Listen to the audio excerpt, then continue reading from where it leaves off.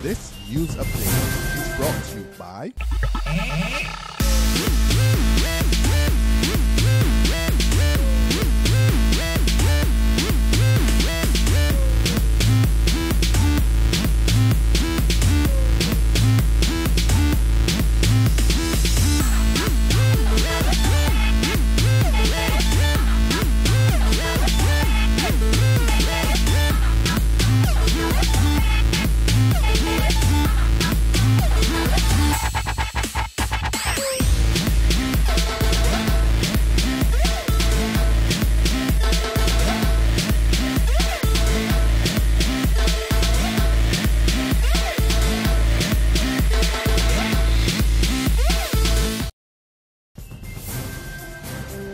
This is the Noon Barbados Today update for Thursday, August 21st, 2014. I'm Dawn Paris. Good afternoon. A senior government minister says it's time for Barbados to move to a 24-hour system of business, and the unions are on board with the idea, in principle at least. Speaking at the official launch of Massey Store Supermarket in Sky Mall this morning, Minister of Industry and Commerce Donville Inniss said he would do all in his power to make it happen. The reality about it is that this 8-to-4 attitude and conduct must become something of the past. The world does not stop at 4 p.m. and wait until Barbados reopens the next morning. I'm a firm believer that all of this money being spent on overtime and excess pay and things for individuals should stop. It helps to create job opportunities for others, but it also helps to stimulate more activities in the economy. And I am bold enough to say that I will do whatever I can do to help effect real change in terms of our labor laws. And the Barbados Workers Union agrees with the minister, but Deputy General Secretary Tony Moore says the matter needs to be fully discussed before it can take effect.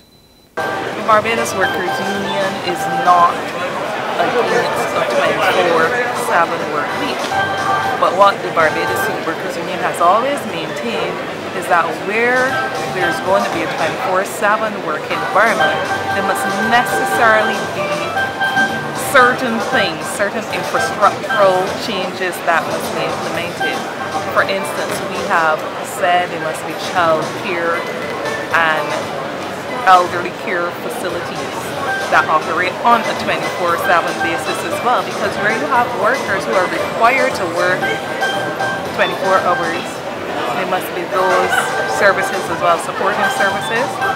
We said that the transportation system, the public transportation system must be put in place that would facilitate that kind of arrangement. In other news, Barbados will be spared any major impact from a tropical wave which Met officials have been monitoring all week. Acting Senior Met Officer Claremont Williams says there's no chance of the wave developing into a storm until it moves out of the Eastern Caribbean. And he says the island is likely to only experience showers this afternoon and into tomorrow. At this point in time, there is no issue or no threat as it relates to system forming a tropical depression or anything like that affecting Barbados.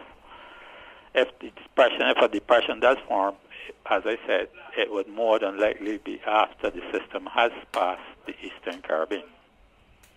Okay, so having said that, though, there is still the likelihood of some pockets of moderate to heavy showers likely to affect the island. We're saying later tonight into the early part of tomorrow.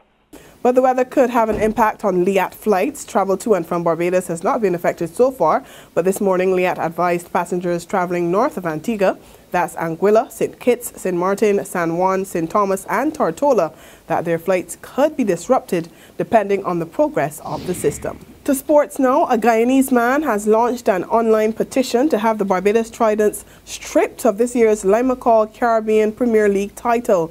Cleon Haley is demanding that CPL officials investigate activities leading up to the results of the finals, in which the Tridents caught the title over the Guyana Amazon Warriors by 8 runs under the Duckworth-Lewis system due to rain. The Warriors needed 46 runs off 25 balls when the rain interrupted play. He says if any discrepancies are found, the match should be replayed. Healy is also demanding that officials withdraw the Duckworth-Lewis method from future CPL finals, and he's suggesting that a game be postponed if it's affected by rain. The petition at change.org has garnered over 1,800 signatures so far, but he's aiming for 2,500. There's regional and international news after this short break. Hi, I'm Red Plastic Bag. Anyone who knows me knows I don't like cold.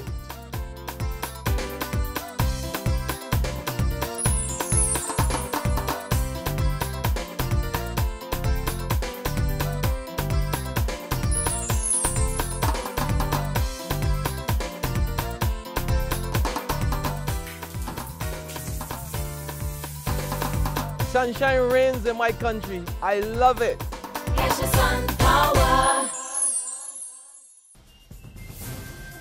We continue with news from the region. Residents from the islands of the Organization of Eastern Caribbean States are now free to stay in St. Lucia for an indefinite period. This after the Kenny Anthony administration implemented all the arrangements giving effect to the movement of people across the 9-member grouping.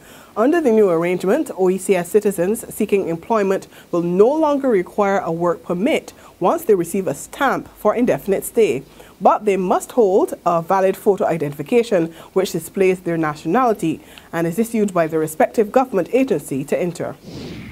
Further fuel to the United States. I'm thrilled to be alive, the words of American Dr. Kent Brantley, who contracted Ebola while treating victims of the deadly virus in Liberia.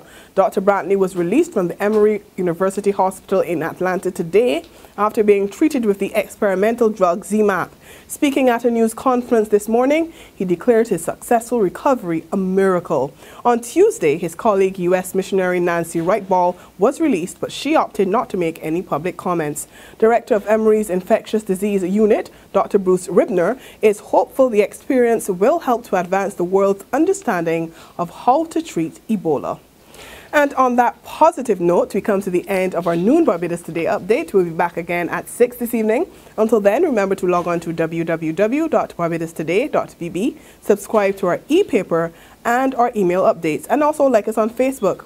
You can also catch us on Izumi Media in bus terminals or on Screenplay at supermarkets and gas stations near you to get all the latest news and sports.